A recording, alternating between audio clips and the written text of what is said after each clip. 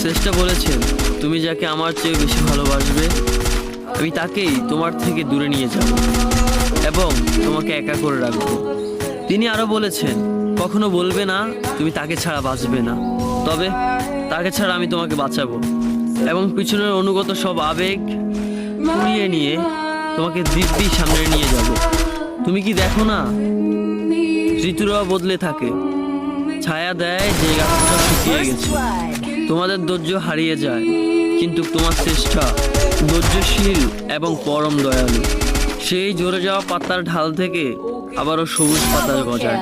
তুমি দেখো না তোমার চেষ্টার নিদর্শন, যে মানুষটাকে তুমি নিজের অংশ ভাবতে সেই মানুষটাও একদিন অচেনা হয়ে যায়, তোমার মন ভেঙে যায়, এমনকি তোমার বিশ্বস্ত বন্ধুরাও স্বার্থ পুড়িয়ে যাওয়ার পর বিশ্বাসঘাতকে পরিণত হয়। তুমি কি তা দেখো না, যে মানুষটাকে নিজের জীবনের চেয়েও বেশি ভালোবাসতে সে মানুষটাও প্রতারণা করে। তবে তুমি কেন চেষ্টার বিমুখ হয়ে মানুষকে ভরসা করো অদ্ভুত এই পৃথিবীতে? যখন তুমি ভাবো এটা হবে না কখনোই, কিন্তু কিছুক্ষণ পর সেটাই হয়। সেটাই হবার নয় কি? তুমি বলো আমি পড়বো না, অথচ তুমি পড়ো। তুমি বলো আমি বিরক্ত হব না, অথচ রোজ তুমি বিরক্ত হও। এবং সবচেয়ে বিচিত্র বিষয় হলো তুমি বলতে থাকো আমি মরে গেছি, অথচ তুমি বাঁচো। তোমার চেষ্টা তোমাকে বাঁচায়, তোমার চেষ্টা তোমাকে বাঁচিয়ে রাখে।